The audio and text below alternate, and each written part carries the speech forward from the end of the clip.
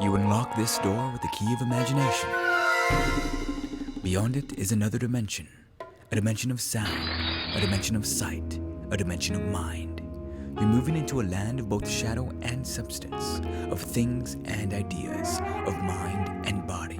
You just crossed over into Midnight Axxess tonight. Welcome to MAxT, or Midnight Axxess Tonight for long. The immaculate contraception of rebel group darkly inspired by the divine doubters has persisted in threats to all news media for participating in the hype on the war on terror. MAxT has tried hard to not speak of the rumors and speculations concerning the war and the strawberry fields out of sheer agreement in not wanting to add to the rumors as other news media persists in doing. But now facts have finally seeped in, so we break our vow of silence to give you the truth in all its muddies. The United States military is frustrated. Why? Because since the disappearance of the perpetual war, strawberry fields is going back to normal. Now you heard over and over again about strawberry fields, and as I just said, we here at MAxT refuse to fall into the hype, but there's no turning away from it. So without further ado, here's Horselover darkly at a random secluded area. Strawberry fields. You've heard of it. You've seen it on the tube and TV. You know all the speculations and you've heard all the myths. What is it? In 2004, a year into the war on terror, ratchet bombs and antimatter bombs were unleashed over the heart of the Middle East. This combination created something very intriguing. We're here in a very random, secluded area, and I'm going to read you the news report off paper because I have no care in the world to memorize it. So here we go. In 2004, a year into the war on terror, ratchet bombs and antimatter were unleashed over the heart of the Middle East. This combination created something very intriguing. You've known since the beginning of time the strange properties of the Middle East, the slight apparitions of the future and the deep past, a blending of time and space, ghost-like appearances of Alexander the Great, of Hypatia, of even the terrible Ivan. Delusions or facts? Since 2004, the bombing of this area has allowed the Middle East and its properties to expedite rapidly, and have given a very strange area that has become known as the Vito-esque words, strawberry fields. For a very field made of blood, of war, where nothing is real, or rather, seemingly real. The antimatter and ratchet bombs have now torn apart space and time in this one general area of the Middle East, and so much that the continuing war on terror has become almost unwinnable. Stories of soldiers entering the field suddenly disappearing, only to reappear a year in the future in that very location. Stories of soldiers from the future appearing in the past. We all know of American soldier Army Good, who suddenly appeared in the field amongst Troop 611, literally out of thin air, claiming to be from the year 2011. Only to have died by gunfire from a bullet coming from, quite simply, the future. This mass confusion of material, bullets, even soldiers appearing, disappearing, vehicles suddenly come into existence on a whim, has made the war on terror quite terrifying. Until Dr. David Riskin and Dr. Seth helped with the creation of the perpetual war, a war machine, a sentient being. This creature was able to blend into the properties of strawberry fields and stabilize it. Now, the Americans and Brits had an advantage. Wherever the perpetual war was, stabilization was around. And the Americans, ever since, had the upper hand in the war on terror.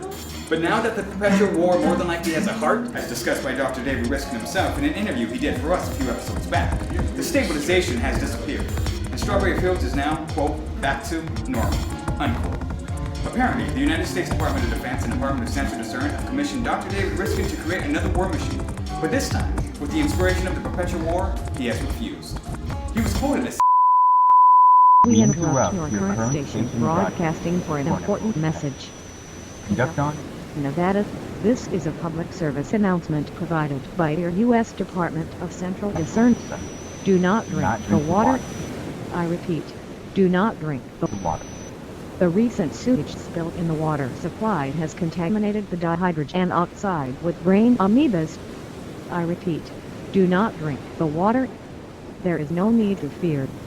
There is no need to fear. There is no need to panic. Water replacements are being sent to you by the Church of Jesus Christ of Purgatory's Latter-day Saints. These should be in your hands by tomorrow morning. Do not go swimming.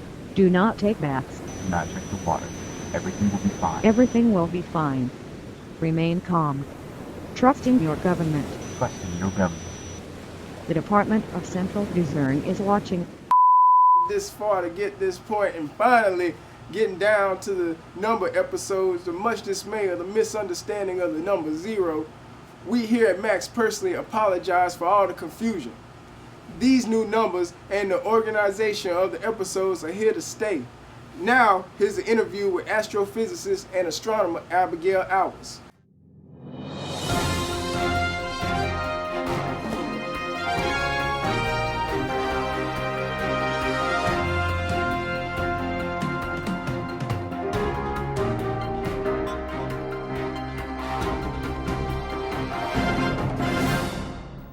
Ladies and gentlemen, please welcome astrophysicist Abigail Hours to our show. Glad to be here. I understand you can't stay too long. You have your work to get back to, studying MAxT. Thank you for making it out tonight. You're welcome. How was your conference? It went well. Phi Helderman was there. He gave a topic concerning more data from the strawberry fields. Ever since the Perpetuals War disappearance, things have been acting like normal for the American side. And now randomness has taken over. Apparently America and the Brits are no longer, quote, winning the war. Whatever the hell that means. Indeed, talk must have been quite interesting, as always concerning the fields. I'm sure our viewers are aware of all that, however, so there's really no need to rehash that here. Non-stop on the main news networks, and I already gave a brief report earlier. Did your own discussion go well? Very, actually. It seems that on MAxT, similar to Mars, there was once an abundance of water. We're in the works of sending a craft there with the same mission as Phoenix, along with detecting the presence of water under its surface in the light of this new data. MAxT being the planet, not our show, right? Yes, MAxT being our second planet from the sun. And Marsat being that misogynistic radio show that your parent company created for late-night viewing ears. Well, that was before David Sarnoff took up the reins of presidency over Media Axxess. He's trying to get rid of that show, but it has too many viewers to lose. His partners vote against him every time, so he has them air at the same time, meaning our viewers become split between the world of Mars and our much more enlightening world here at MAxT, if I do say so myself. I agree. So, the Russian ESA Chinese Mars mock flight, or Mars 500. Oh yes, preparations are in the works. I say to the public, take this as a good sign that a manned flight is in the works to Mars. We had our own in the works, but that was canceled. The Russians, ESA, and Chinese, pioneers of space as always, are burrowing through their own version of mock space travel. How long will it last? 520 days. It's expected to last until November of 2011. And the experiment's already underway? Yep, on Thursday, June 3rd. The hatches close in the 200 square meter mock ship, and the crew are there to perform the actual mock flight. A 250-day flight to Mars, a month exploration, and a 240-day flight back to Earth. There's a scientific research center, a medical center, a greenhouse, exercise area, pretty much what you would expect to find in a standard spacecraft. There's even a simulated Mars landscape, a Mars base, and landing vehicles. This is all for the month-long exploration. It's completely accurate to even in the 20-minute delay in communications. And the behavioral and psychological data is the prime target of this experiment. Correct, but there's other experiments within as well. For example, ESA is having the Mars 500 play video games to study if the electronic assistants are actually beneficial to astronauts on long-duration flights. These games consist of a lunar lander simulator, a training system scenario, a few others. They range from singular to multiplayer. And they only get a shower once a week, I hear.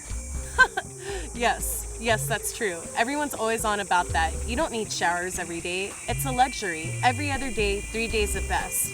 There's some wood paneling for comfort. They're going to have like 2 days off from their busy schedule. Remember, this was volunteered, and they're being paid roughly $1 million for the experiment. They know pretty much what they're getting themselves into. And when they're done, off to Mars, and maybe after MAxT, who knows? Indeed, Mars MAxT Beyond. I like the sound of that. Well, thank you for having me on here tonight. I hope to come back again, give a slightly longer interview. It's just work calls. We completely understand. And again, thank you for making it out to give us this brief conversation. My pleasure. Coming in a world of TV, in a world of divination, in a world of comedy. Again, there's all kinds of proof for It's a God. just a How God. can you sit there and say there's not proof for a God? I just did. The Divine Comedy. The Church of Jesus Christ of Purgatory Latter-day Saints has been supplying Conductor, Nevada with water for the past few weeks now.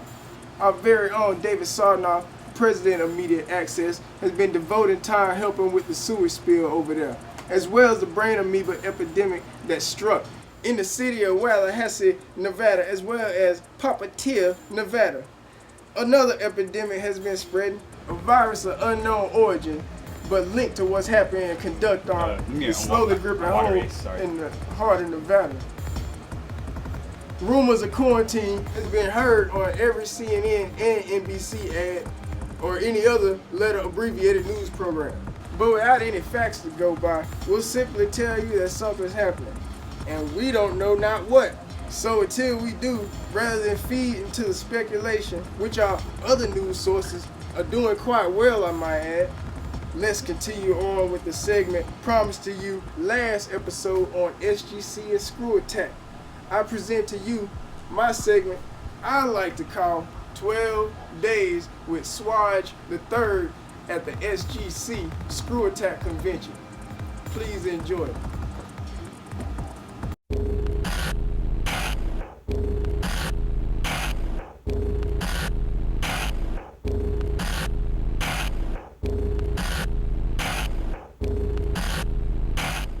Screw Attack. Oh yeah, there goes Tom right there. Who remembers Tom? Yeah, what's up? That was Iron Man year 1. You saw his year 2. Big Lou and Craig doing the dance as well. Big Lou dance, getting his Killer Instinct on as they do every year. If it's not Street Fighter, it's Killer Instinct. Metal Gear bend down to his skivvies. There your boy Jose was, and then the winner Harrison. Here we are, year 3. Hitman doing his first display of what's going to be every year. Oh yeah, Righteous Brian. Yeah, what's up, dog? Oh yeah, Rock Band getting played right there. And what do you know, the SGC raid. Oh snap. All the G1s don't know how to behave at the SGC raid. Take a bath, seriously. Last year, or this year rather, it stunk like a motherfucker. Back to the elevator. SGC year 4. 4 and 4 into the freestyle, into the freestyle, into the freestyle, into the freestyle, into the freestyle, into the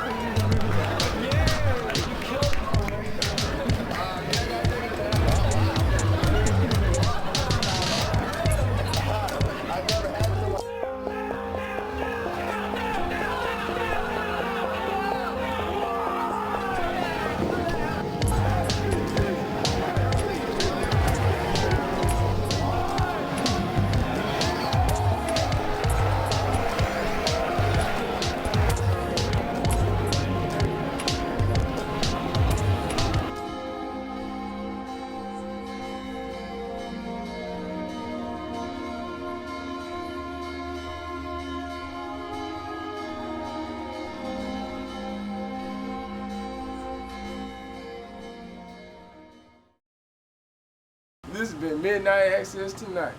Join us next week when we discuss the perpetual war with computer scientist Abigail Hours' twin sister, Seth Jobs.